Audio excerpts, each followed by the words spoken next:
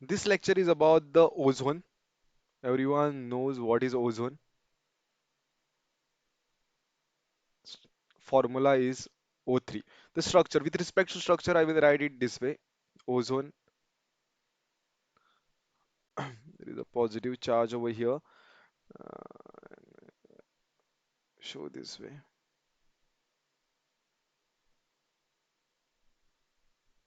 Right.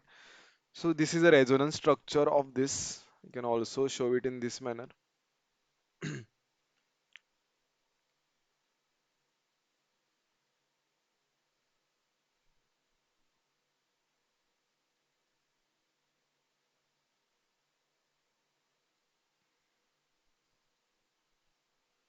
Okay.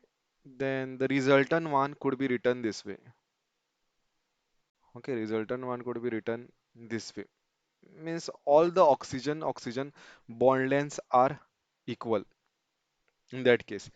Basically, this is plus one, and then this is minus half and minus half. This sort of the charge distribution could be understood. So ozone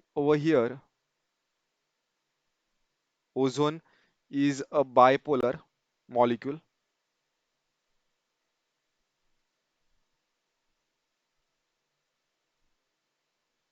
Molecule. This is one thing. Means there is a polarity, plus and negative charges are there in that case. A bipolar molecule. All oxygen bonds are equivalent length. Bonds are of equal length. Means if it is a double bond, this bond length should be a smaller than this, because single bonds are longer than a double bond and double bonds are longer than a triple bond. But it is observed that all the oxygen bond length are equivalent. So that is the meaning. This is the resonance structure. So this structure could be explained with the help of these two structures. Okay. Then third I will write, it is diamagnetic in nature. It is diamagnetic. And the fourth, ozone is a good oxidizing agent. Ozone is good oxidizing agent. It can oxidize other compound very easily. Oxidizing agent. Okay. With respect to the reactions of the ozone, ozone 3 is a gas. It is pale blue gas.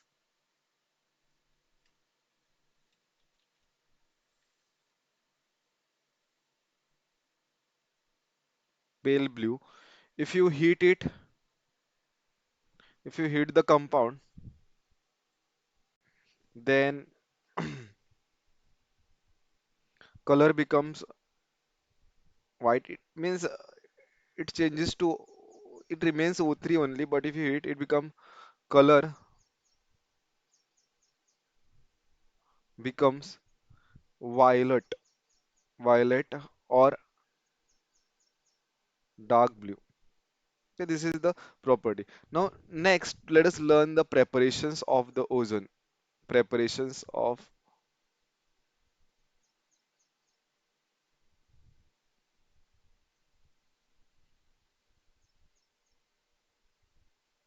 preparations of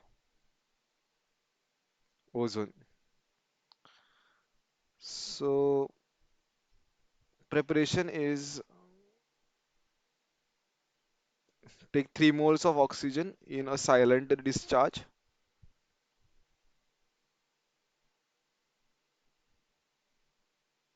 What you will get is 2 moles of ozone.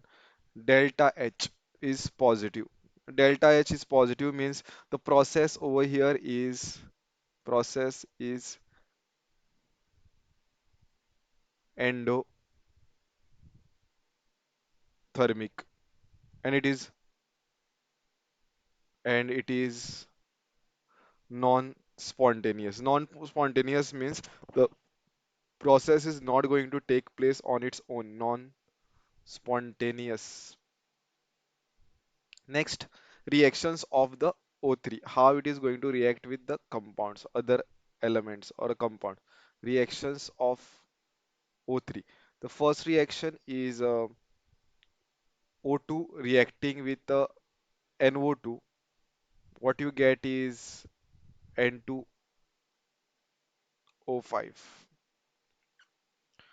Reaction is not balanced, but what we can see is over here oxidation state of nitrogen was +4. Here it has changed to the +5. Means O3 is a very good oxidizing agent. O3 is a very good oxidizing agent. That is what the conclusion is. Next, let's learn about a more oxidizing property, that is lead sulfide. Here, what we get is lead sulfate. Means here the oxidation state of the sulfur was -1. Here it is changing to +6. Means from -1 to +6. So this is also oxidizing. Then third oxidation, it is a potassium iodide. If it is reacting with the potassium iodide, it will change to I2. Means here the oxidation state of the this was -1, it is 0.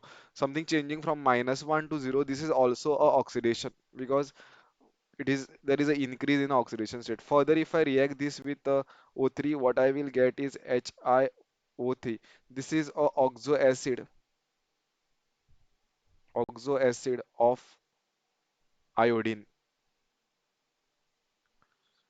Then fourth one, I will write ozone reacting with FeSO4. Here, this gets converted to Fe3 plus ion. Means the oxidation state of the Fe was +2. It is changing to a +3. Okay, it is changing to +3. That is the thing. Then the fifth one and the last reaction for the ozone is ozone. If it is reacting with Sn2 plus, this will change to Sn4 plus. Means here also there is oxidation of the Sn taking place.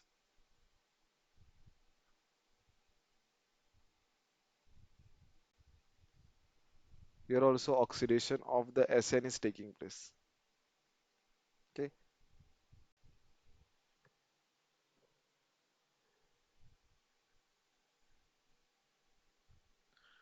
so I'll end this class over here. Thank you.